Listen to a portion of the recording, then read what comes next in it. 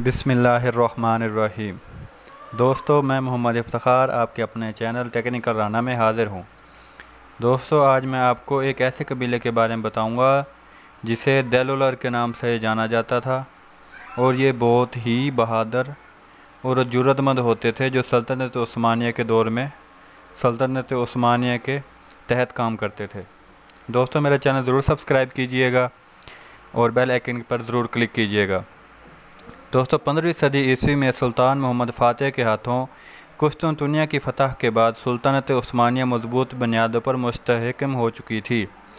उस्मानी अफ़वाज की मुसलसल फतूहात के बायस मशरक़ी यूरोप की कई रियासतें इनके मातहत बन चुकी थीं। इन्हीं में एक रियासत विलाचिया भी थी, जिसके हुक्मरान विलाद डोम की वफ़ात के बाद इसके बेटे विलाद तब्श को सुल्तान की जानिब से रियासत का नया हुक्मरान मुकर्रर किया गया।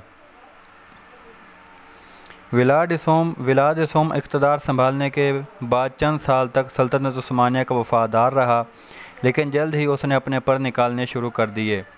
जब इसकी ज़ालिम क़ुव्वत को इक़्तिदार की क़ुव्वत मिली तो विलाचिया में ज़ुल्म व सितम का एक खौफनाक और खूनी सिलसिला शुरू हो गया। ये लोगों को सख्त अज़ियतें देकर मारता था, और इस काम से वो शैतान सिफ्त इंसान बहुत लुत्फ़अंदोज़ होता था। इनसे सबसे ज़्यादा लुज़्ज़त लोगों के जिस्मों में मेखें ठोक कर मारने में मिलती थी। सैकड़ों लोगों को उसने इस अज़ियतनाक तरीके से कत्ल किया, और ये ज़ालिम शख्स तड़पती हुई लाशें देखकर अजीब सी राहत महसूस करता था। अपने इस शैतानी फ़ेल की वजह से ये ड्रैकुला के नाम से मशहूर हो गया। लोगों को कत्ल करने के इस ज़ालिमाना तरीके की वजह से लोग इसे मेखे ठोकने वाला भी कहते थे।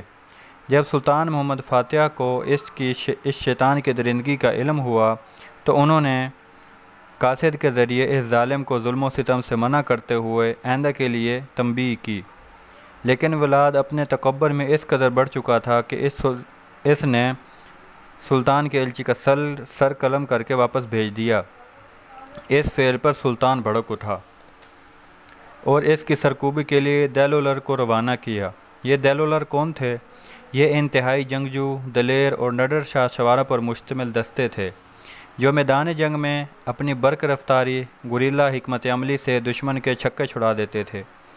देलोलर को हमेशा लश्कर की अगली सफ़ों में रखा जाता था, और यूँ ही इन्हें हमले का हुक्म मिलता, वो कमान से निकले हुए तीर की तरह दुश्मन की तरफ लपकते और किसी ज़ख्मी शेर की तरह दुश्मन पर हमला आवर होते। इनके हमलों में इस कदर तुंदी, बेखौफी और गज़बनाकी होती कि दुश्मन के होश उड़ जाते थे। देलोलर लफ्ज़ देली की जमा है, जिसका मतलब है नडर, बेबाक, दिलेर और सरफिरा। ये हमेशा जानवरों की खालों पर मुश्तमिल लिबास पहनते थे और पुश्त पर बड़े बड़े चमड़े से बने बज़गर बांधते थे। इनका हुलिया ऐसा होता था कि दुश्मन पर दहशत तारी कर देता।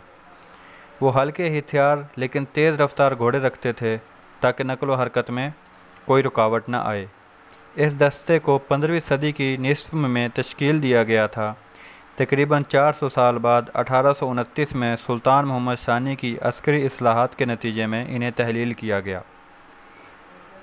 बहरहाल, देलोलर फ़ौज ने विलाद तब्श की फ़ौज से ऐसी जंग की कि खोपड़ियों की ढेर लगा दिए और विलाद तब्श का सर कलम करके एक दरख्त पर लटका दिया, जो काफ़ी दिन लटका रहा। दोस्तों, मेरी वीडियो आपको कैसी लगी?